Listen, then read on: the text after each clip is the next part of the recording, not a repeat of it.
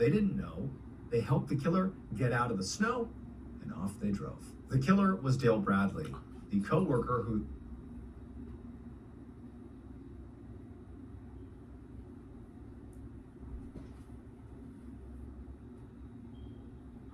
I fucking knew it. Oh my God.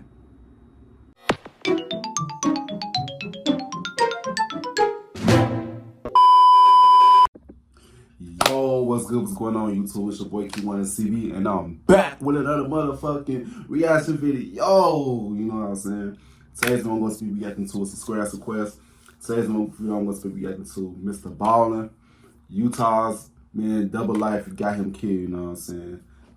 Shout out to the person that told me to react to this. Shout out to you. Shout out to you. Shout out to you. You know what I'm saying? Yeah, subscribe. Let's get straight into this video. Let's get it. Let's go.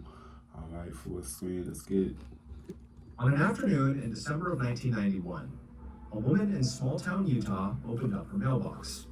Inside was a credit card bill that was addressed to her husband, who had disappeared a week earlier. And the woman found this to be really strange because, as far as she knew, her husband didn't have a credit card. However, when she finally ripped open the envelope and actually read the charges, she realized that her missing husband might have been keeping an even bigger secret. Oh. But before we get into today's story, if you're a fan of the strange, dark, and mysterious delivered in story format, then you come to the right place, because that's all we do, and we upload 2, 3, even 4 times every week. So if that's of interest to you, the next time you see the like button's car at the grocery store, make sure you park your car close enough to theirs so they are not able to open up their driver's side door. Also, please subscribe to our channel and turn on all notifications so you don't miss any of our weekly uploads. Turn your notifications on. Let's get into today's story. Turn it on.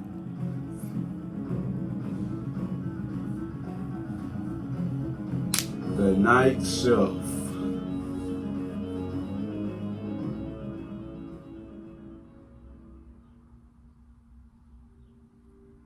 Around 6:30 p.m. on December 10th, 1991, a 22-year-old security guard named Brian Ruff sat inside of a guard shack at the Kennecott Copper Mine in northern Utah, reading a college textbook. The shack was barely big enough for one person to sit inside of, and there were windows on all 4 sides looking out into the total darkness. The sun was already down, and this was a really isolated part of the mine with no lights or other buildings nearby, so apart from a little bit of moonlight on the snow, it was basically pitch black outside. Brian had worked as a security guard for this mine for a little over a year, but he'd only been stationed at this particular guard shack for a couple of weeks now.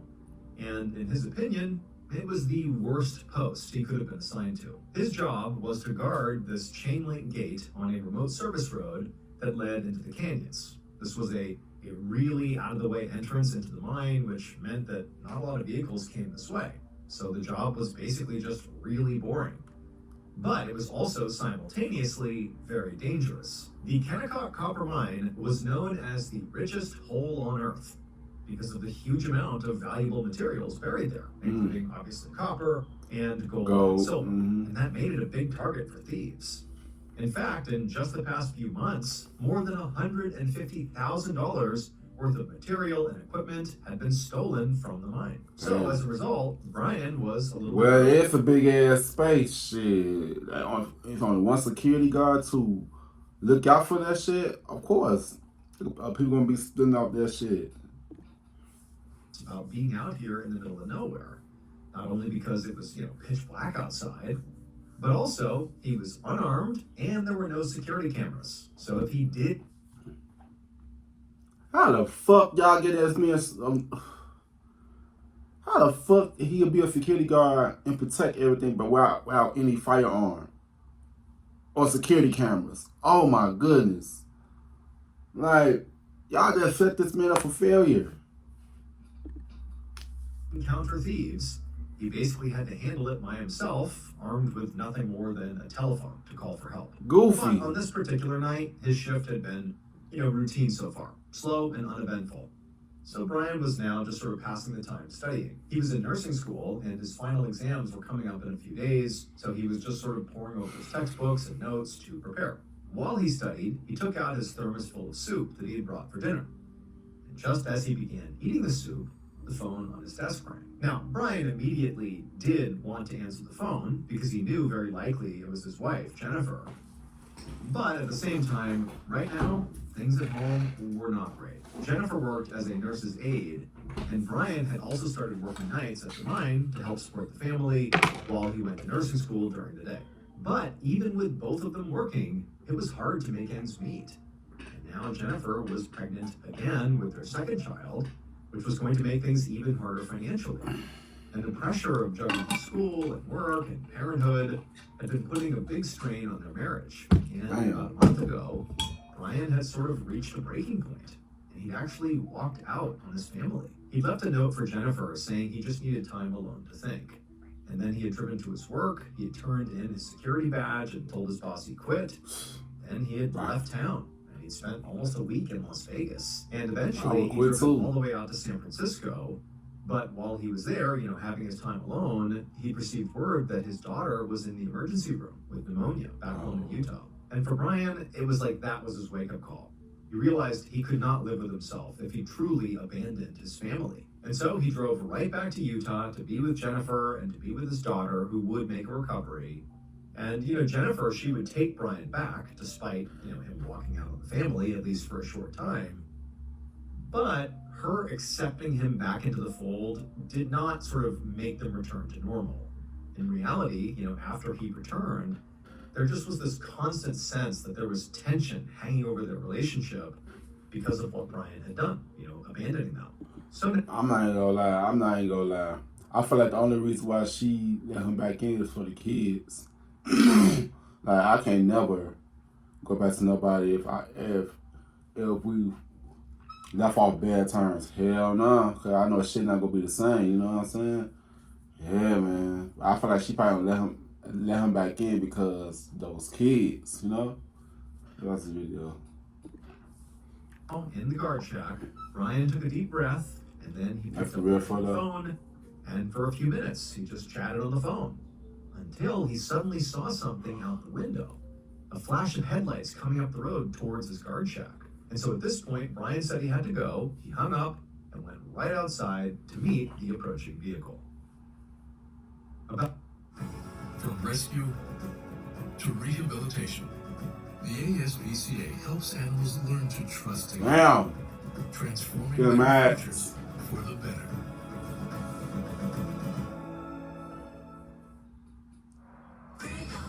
Oh my God, come on! Shit. See on the other side. That's 30 damn seconds on my damn video. About an hour and a half later, so around 8 p.m., Brian's boss, Todd Fallows, pulled up to the gate next to the guard shack. The shack's lights were on, but he couldn't see anybody inside of it.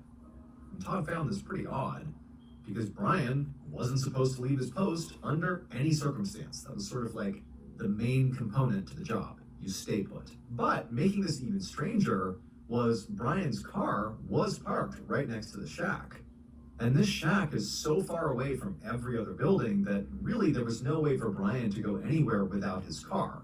Especially not, in the freezing cold like it was that night. So I probably know what happened. This is my prediction. So the person that pulled up to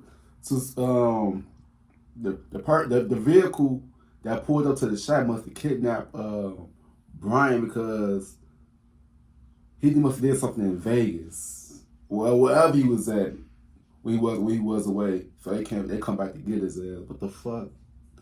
Well, that's my prediction. That's the video. Where was Brian? And so Todd, who was definitely feeling a bit apprehensive at this point, he parked his car, he got out, and he walked into the shack. And when he got in there, it's a very small space, but Brian, was not in there. But there was a hat and a half-eaten dinner on the desk inside. And so at this point, Todd felt like, we have an issue. Like, I don't know where Brian is. Something seems off. So he picked up the phone inside the shack, and he called the Salt Lake County Sheriff's Department. Less than an hour later, Detective Manny Lassig drove down a snowy desert road toward the Kennecott copper mine. Now, everybody knew this mine was a target for thieves. So when the sheriff's department got a call that a security guard had seemingly vanished into thin air in the middle of his shift, well, Detective Lassig went out right away to investigate, because the thought was, this could have been perpetrated by thieves. Maybe, They would have got his ass some damn guns and some damn security lights. Y'all would know what the fuck happened, and he would be still there. He would have shot their ass up. Like what type of job doesn't give you no damn flashlights, security guns, or a security camera? I meant to say guns, and I meant to say security cameras, but it came out as guns. But yeah, what type of job, security job, doesn't give you no gun? That's the case with thieves, somebody trying to rob you and shit. Come on, man. Like, they set that man up, man. been kidnapped or something. When Lassig pulled up to the mine's main entrance, there was another vehicle parked right in front, and it flashed its headlights at him. And then a man in a security guard's uniform rolled down the driver's side window and sort of waved Lassig over. And so Lassig pulled up next to this car, and the man in this other car told Lassig that he was Todd Fowles, the supervisor who had called in about the missing guard. Then, after that, Todd started up his engine and told Lassig to follow him. So he did. He followed him off into the darkness, driving down this dark, winding road that led into the canyons. The Kennecott mine was 3 square miles wide, with rocky terrain and mountains on every side. So they were driving for a good 10 minutes before finally Lassig saw this light up ahead, which was the guard shack that Brian had been in. The two men pulled up near the shack and got out of their vehicles. And then Todd told Detective Lassig that the shack was where the guard, Brian Ruff, had last been stationed. And so Lassig, he turned on his flashlight and then aimed it at the ground right outside of the shack. But there wasn't much to see.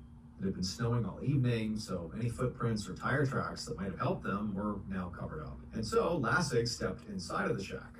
And at first glance, everything looked to be in order. There was no blood, nothing overturned, no sign of a struggle. But again, there was a hat, Brian's hat, and also Brian's half-eaten thermos of soup, his dinner, that was still just sitting on the desk, which was pretty conspicuous. And so Lassig is kind of taking the whole scene in, trying to make sense of what could have happened, coming up with maybe some theories here, looking for any clues of where to look next. And as he was doing that, the phone on the desk rang, and Detective Lassig just picked it up, and he asked who was calling. And the woman on the line sounded very surprised, and she said her name was Jennifer Ruff, and she was trying to reach out to her husband, Brian Ruff. Lassig quickly explained that he was with the sheriff's department and that her husband Brian had at some point this night left his post and now couldn't be found. And so he was literally looking for her husband. And so he asked Jennifer when was the last time she had spoken to Brian. And Jennifer, she was obviously taken aback by this news, but she said she had just spoken with her husband a couple hours ago. She said they were talking, and then suddenly Brian had to hang up because he said he saw a car coming up the road. Lassig asked her if Brian had said... That's the car that took him. That's right there. That was the car that took him right there. ...specific about this particular car that was approaching, or, who was driving the car or anything. But Jennifer said no. He didn't say anything, just the car was coming and he had to go. Lassig was obviously disappointed that there wasn't more information here, but he still thanked Jennifer and told her, I promise I will be in touch with you as soon as I possibly can. I'm going to go out there and find your husband. Then he hung up the phone and he turned his attention back to the scene, the inside of this very small shack. But just a few seconds after he had put the phone down, the phone rang again. And so Lassig picked it up again, and once again, it was a woman saying she was Brian's wife, Jennifer. And she was asking where Brian was, but as Lassig is listening, he's thinking, this woman doesn't sound anything like the woman I just spoke to literally a minute ago, who also said she was Brian's wife, Jennifer. And also, this second woman clearly doesn't have any recollection of the earlier conversation. Like, these are two different people who are both claiming to be Brian's wife, Jennifer. Also, damn. He must have met another female in another in Vegas and stuff. That boy was out here holding it out. Wee, dang, man, Brian. Obviously, there could only be one, so one of these women had to be lying, right?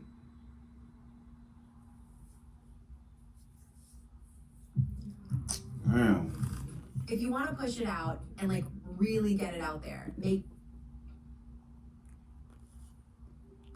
On a morning in mid-December of Salt Lake 1991, City. so just a few days after Brian Ruff's disappearance from his remote guard shack, and still he had not been found yet, Detective Manny Lassig sat down with a cup of coffee in the Ruff's dining room across from Brian's wife, Jennifer. The investigation had been moving slowly so far because for the first few days, everyone had been hoping that Brian would just return on his own.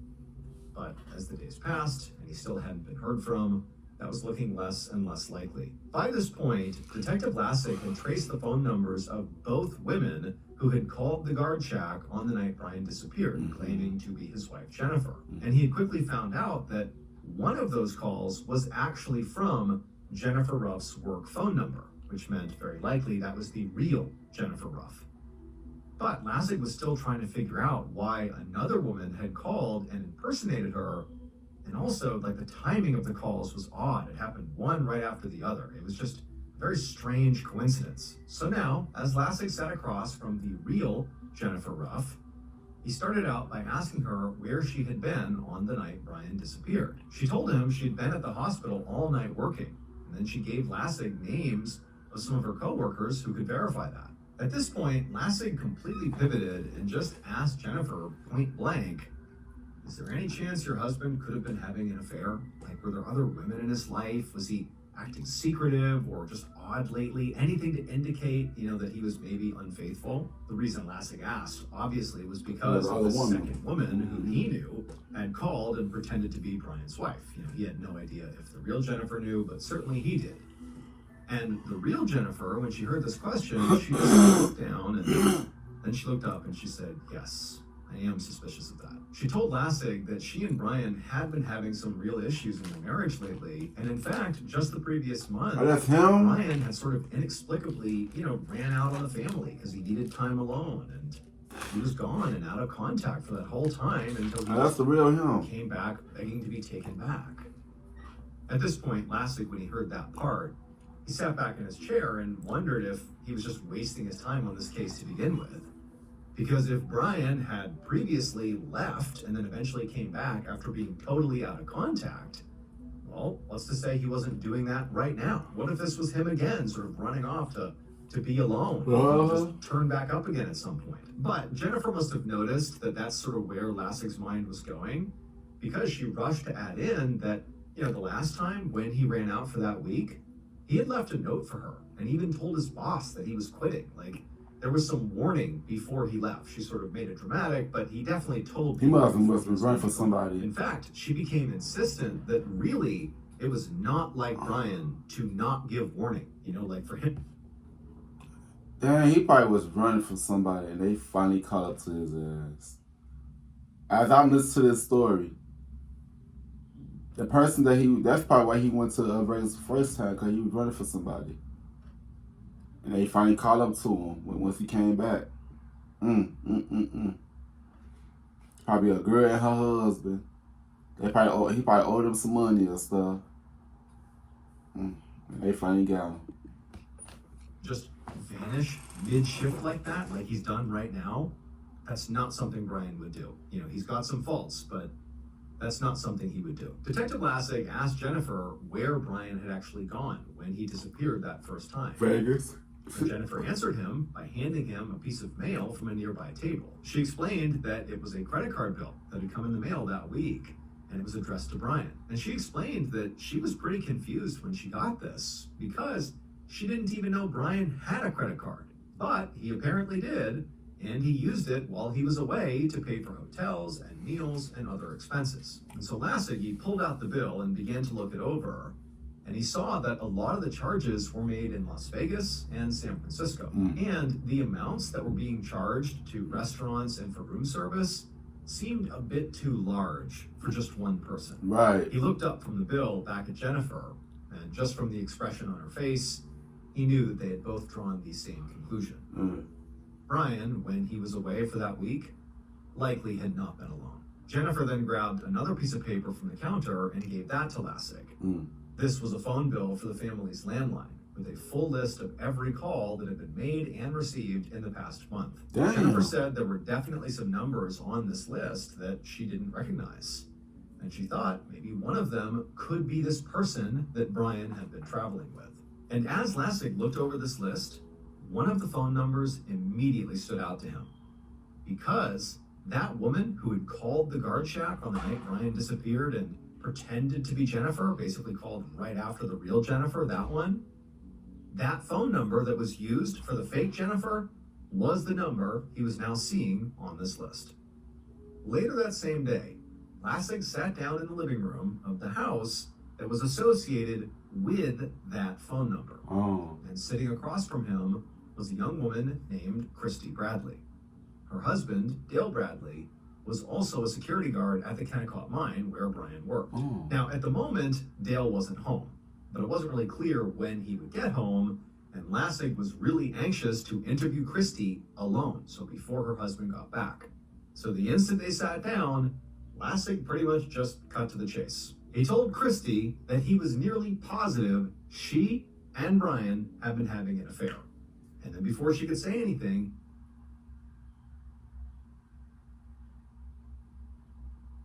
Wow. So her boyfriend, Dale, oh, the boyfriend must have killed Brian and kidnapped him and stuff. Now I'm having different conclusions now, with different predictions. Dang, so the boyfriend, Dale, Christy boyfriend Dale must have came to the shack and did something to Brian. To what's his name? Ryan, Brian, and him. It must. Oh, it's a fucking entanglement. Ooh, wait. he pulled out that bill that Jennifer had given him and showed her all the evidence. Christy, when she saw this, for a second looked defiant, but then just broke down and admitted it was true. She said they'd been seeing each other for a while now, and in fact, the month before, they had run away together for about a week. But even though they had ultimately come back and they both went back to their respective families, she said that they had still been very much in touch. Christy said that was the reason she had called the guard shack on the night Brian disappeared, just to call. That's just to warn him. But it was too late.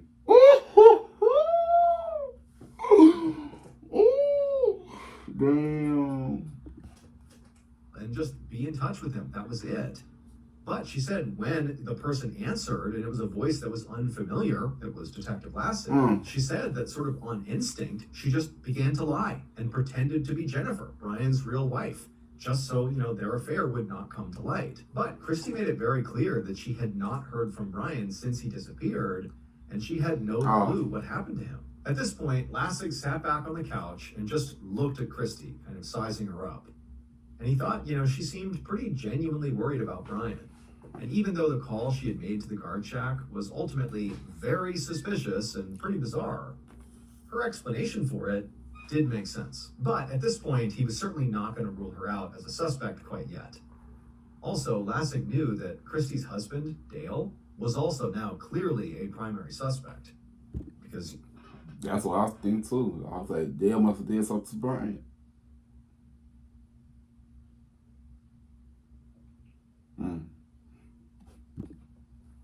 if he had found out about this affair, He could did. easily hurt Brian in retaliation.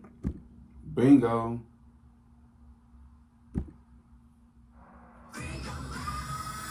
We'll take it from here. Oh my God. See you on the other side.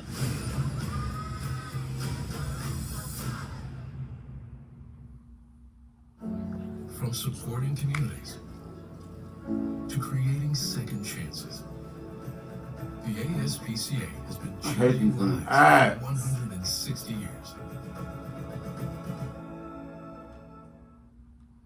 The following day, Lasig walked into an interrogation room at the sheriff's station where Dale was already seated and waiting for him. And the moment Lasig walked... Why the hell he that? Why the hell he that seated already? He must have been guilty of something. Dale immediately asked him if there was any news about Brian. Lasig said, no, not yet. And it seemed to him like Dale's disappointment was genuine, like he was worried about him. Lassig sat down and he asked Dale about how long he'd known Brian for. And Dale said they had met maybe about a year ago when Brian started working at the mine, and they'd become pretty close friends.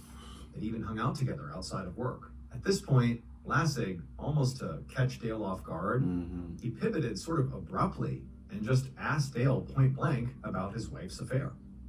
And Dale, when he heard that his wife was having an affair, seemed sort of stunned, and he said he didn't know anything about Christy. He's not play at all. At this point, Lassig just explained to him what his wife had already told him. And Dale appeared genuinely upset. Like, the idea she was cheating on him was horrible, especially with someone he considered clearly to be a close friend. And so as Dale is sort of reacting to this really shocking news, Lassig asked him where he was on the night of December 10th when Brian disappeared. And so Dale, who again is sort of like dealing with the shocking news he's just been told, for a moment funny was looking too. unable to answer. He ultimately composed himself, and he said that actually his car had gotten stuck in the snow while he was at the University of Utah in Salt Lake City, almost an hour away from the mine. And in fact, he had even had to call a friend to come get him out of the snow. And then he gave Lassig the name of this friend so he could call and... Maybe the friend did. I don't give a fuck what nobody else got to say. Dale probably sent his friend to do something to Brian. And his friend take cover of it. Man, come on, man. I know how shit goes. I watch too much crime shit. Come on, man. Come on. Affirm it. After taking down this friend's name, Lassig told Dale that he really wanted him to take a polygraph test, and also they would have to search his car. And Dale agreed to both. That's an ugly ass car. One morning, a few weeks later, Lassig walked across a parking lot toward an office building at the Kennecott mine. So far, Brian had still not turned up, and the search for him had been frustrating because none of the people Lassig had questioned so far had given him any useful information. Dale Bradley, along with his wife, Christy Bradley, had both taken polygraph tests, and both had passed. Lassig had also searched the red Mustang that Dale drove, but there was no evidence in it that linked Dale to Brian's disappearance. Plus, the friend who had helped Dale get his Mustang out of the snow had confirmed he had done that, so his alibi was solid. So at this point, Dale and Christy were sort of unofficially off the suspect list. Lassig had also considered the fact that maybe Jennifer, the real Jennifer, so Brian's actual wife, maybe she was involved in her husband's disappearance, despite how honestly she came across. Now, her coworkers had confirmed she had been at work all evening on the night Brian disappeared, but it wasn't impossible that she could have maybe been working with an accomplice or maybe hired somebody to kill Brian or something. They'll do it. With no evidence against her and also no body, I mean, Brian has not been found here.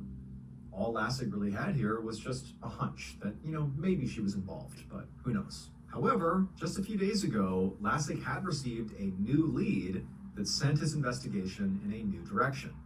That was why he was here right now at the Kennecott mine to speak to Brian's supervisor, Todd Fallows.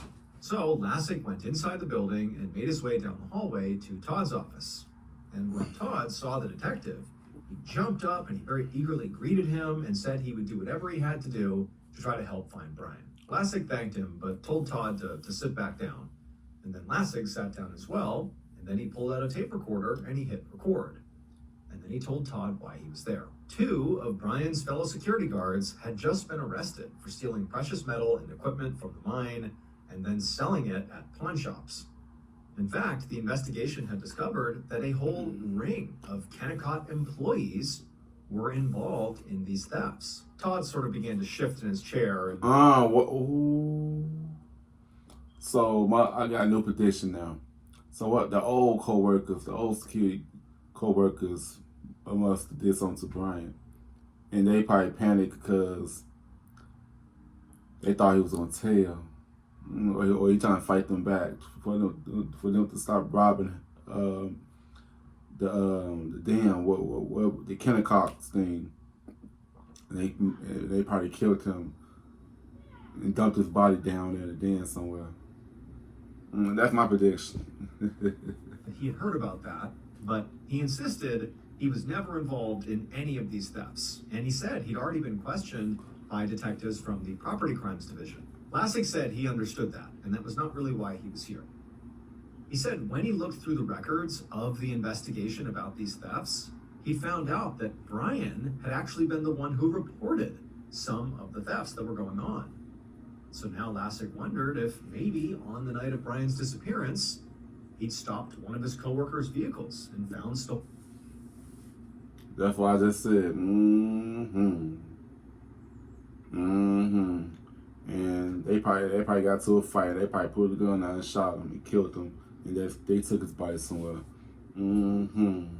Materials inside, and maybe they had killed him to keep him quiet. Yeah. Todd sat back in his chair. That's and what I sort of think, lost too. in thought for a moment, and then he admitted that, yeah, that could be possible. He Definitely. then told Detective Lassig he could actually think of several places on the mine's property where maybe Brian's body was hidden by these, fellow employees if they did this. And then as an example, he suggested the gravel pile by the concentrator, which crushes the minerals and grinds them up. Todd explained that if Brian had been placed there, he would have very likely gotten sucked into the grinders and pulverized with all the other rocks. He'd basically be gone. Detective Lassig was surprised by That's how a horrible way to specific Todd die. was being. Todd had really come up with this theory very quickly. So, sensing that Todd might be a little suspicious here, he just let Todd keep going. And Todd did. He just kept spitting out all these theories about maybe what could have happened to Brian, including at one point he said maybe Brian could have been hidden under the waste piles where weeks worth of crushed boulders would have. What if he did it then? What if he did it? And he'd probably tell on himself. Fallen down and Suspicious, covered him up. suspicious. And he said if that had happened, if Brian had been hidden in a place like that, he would already be buried under several tons of rock at this point, and the police would never find him. Zorro gets you. You fix things. Things that last. You see it through to make sure the job is done. On July 10th, 1993, so a year and a half after Brian Ruff disappeared, Detective Lassig drove through a barren desert in Utah about 50 miles south of Kennecott Mine. There had been basically no progress on the case for over a year. The sheriff's department had spent countless hours scouring the mine with police dogs and helicopters, looking for any sign that Brian might have been killed or buried or hidden somewhere there. But so far, there was still no trace of Brian. Now, Lassig was confident that there had to have been foul play involved, but it was impossible to prove that when he didn't have a body or evidence that tied any of his suspects to the crime. For months, Lassig's team had looked into every single security guard at the Kennecott mine, especially the ones who had been implicated in that theft ring, but they ultimately verified that every guard on duty was at their post at the time Brian disappeared. And they'd collected alibis from everyone who was not scheduled to work that night. And so they had not been able to actually link any guards to Brian's disappearance, and that also included Brian's supervisor, Todd Fallows, who seemed very eager to offer up these very specific theories. He too was not linked to Brian's disappearance. However, Todd was ultimately linked to that theft ring. As for Christy Bradley, the woman Brian was having an affair with, and Christy's husband, Dale, those two, they had alibis, they passed a lie detector test, and really had been ruled out much earlier on in the investigation, and nothing new had come up over the last year to change that, so they were still ruled out. And then as for Brian's wife, Jennifer, Lassig at one point thought maybe she was involved, maybe she had an accomplice or something. She certainly had the motive, to potentially harm her husband. Their marriage was on the rocks. He had clearly been having an affair and she was on to him. But she really had been at work at the time he disappeared, and there was no link from her to any potential accomplice, and so it went nowhere. She was ruled out too. So again, after more than a year, the case basically had gone cold. However, that particular morning, the investigation had been reinvigorated because a group of campers had called in and said they had found skeletal remains out in the desert. Lassig knew this was obviously a long shot, but he was holding out hope that maybe it was Brian.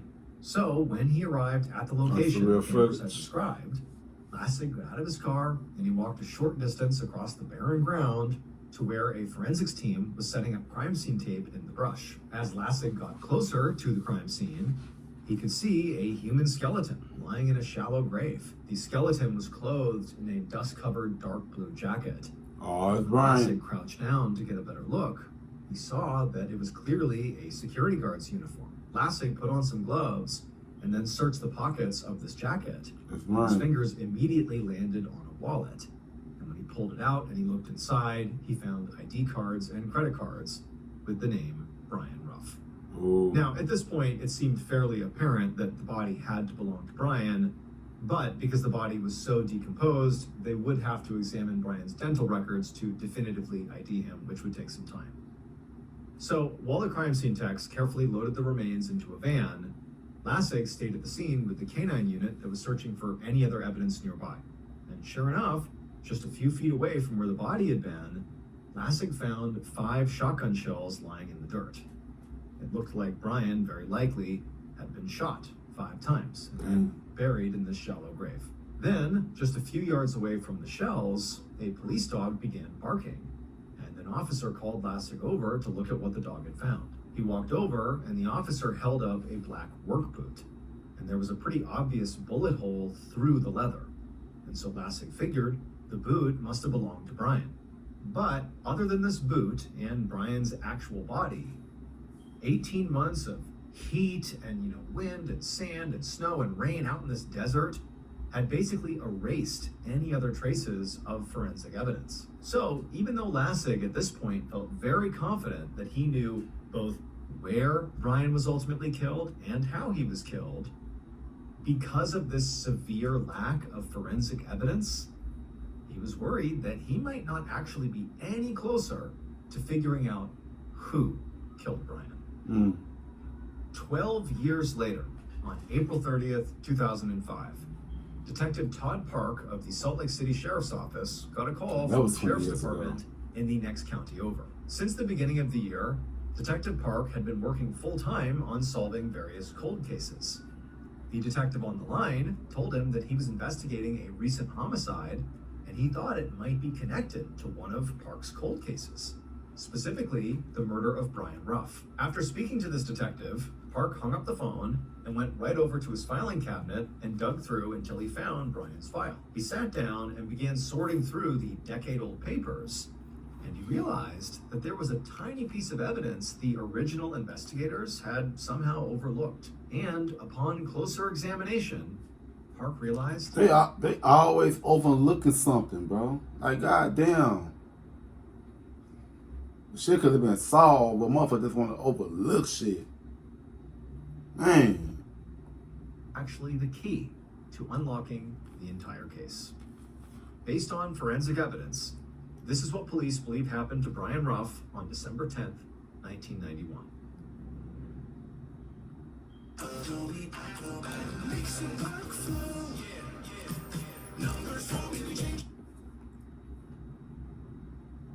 Around 6:30 p.m., the killer drove down a winding service road toward a very isolated part of Kennecott Mine.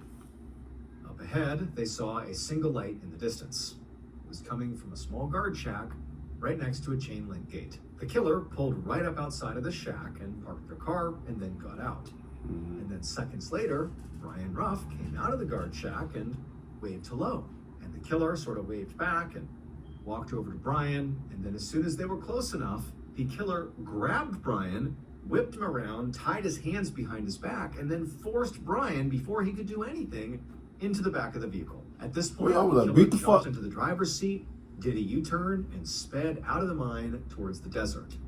And as they were driving, the killer heard Brian screaming and kicking in the back, doing everything he could to try to escape. But the killer was unfazed. They stayed calm and just kept on driving for nearly an hour, all while Brian's acting crazy in back, until they eventually reached another very remote spot, way out in the desert, about 50 miles away. There, Damn, they 50 pulled off the road and they stopped their vehicle right in this open, snow-covered patch of desert. They climbed out, they went to the back seat, and they opened the door up, and they grabbed Brian, who was still fighting and trying to escape, but he was pretty tired at this point, and the killer dragged Brian out. And as they dragged Brian out, Brian began pleading for mercy and promised that if they just let him go, he would never tell anyone about this. But the killer just grabbed a shovel and a shotgun from their vehicle untied Brian, and then forced him at gunpoint to dig his own grave. And Dang. when Brian was done, the killer just raised their shotgun and shot Brian 5 times. And then after he was dead, they dropped his body into the grave he had literally dug himself. Damn, why would people want to do something like that? God damn, like what made you what made you get into that state of mind just when you just want to kill somebody for no reason? I don't understand that about people. Like, damn, you killed the innocent man for no reason. That's crazy. And then the killer got back into their vehicle, a red Mustang. But when the killer tried to leave, their vehicle, the Mustang, got stuck in the snow. Stupid. So they had to call a friend who did come out, who had no idea a murder has just been committed literally right over there. There's a body buried, right over there. They didn't know. They helped the killer get out of the snow, and off they drove. The killer was Dale Bradley, the co-worker who...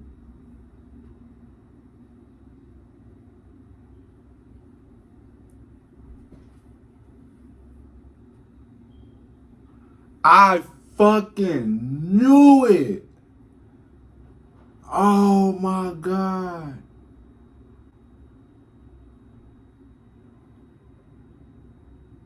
Oh, that just fucked my head up. wife Brian was having an affair with. Dale's alibi that he had been an hour away, his car was stuck in the snow on the night Brian disappeared, well, it was true. Except that wasn't an alibi. He was basically describing being at the crime scene and having another friend come and help him flee the crime scene. But the friend, who absolutely said, yup, he was an hour away, I helped him get his car out of the snow, the friend had no idea this is where a murder has just taken place. And so they told the truth, and Dale sort of acted like, yep, that's my alibi. And the police never checked. And so they didn't realize that that wasn't an alibi. It was basically a description of where the crime scene was. Additionally, Dale took a polygraph early on in the investigation, and he did pass it. So he really was dismissed as a suspect very early on. And so Dale and Christy had eventually gotten divorced, likely over the affair, and Dale had ultimately remarried. But when his second wife, Crystal, was murdered in 2005, the detective investigating that murder noticed that Dale had been sort of indirectly connected to now 2 people who had been murdered, Crystal and Brian. And he thought it was suspicious enough that he got in touch with Detective Park, the detective who was in charge of all these cold cases, and he told Park, hey, you ought to take a closer look at Dale in the Brian Ruff cold case murder. And so that prompted Detective Park to not just take a closer look at Dale, but really at the whole Brian Ruff case file. Wow. And when he did that, he noticed this really small piece of evidence that sort of went overlooked. And that piece of evidence was a tiny speck of red paint on the sole of that black work boot, which had been found near Brian's body out in the desert. And Park was eventually able to match that paint to the same paint on the inside of the trunk of Dale's red Mustang. Dale Bradley was charged with Brian Ruff's murder on September 19th, 2005. Good. In 2007, he pleaded guilty to lesser charges of manslaughter and kidnapping. Good. And was ultimately sentenced to 40 years in prison. As for Crystal... Bitch, he should give 2 life sentences. The fuck? Dale's second wife, who was murdered, her case remains unsolved. Thank you so much what for the watching. fuck? Like, what? Damn, I knew it was fucking, I knew it was there. I knew it. That's why I love reacting to Mr. Ballen's videos, because the way how he tells stories and he gets you the ending, it's the ending shot. I just love it, man. I love watching Mr. Ballen's videos, you know what I'm saying? But yeah, man. Make sure you guys like, comment, subscribe. Also, comment down below some videos that you guys want me to react to next. Yeah, subscribe. See you guys in the next video. I love y'all. Peace out.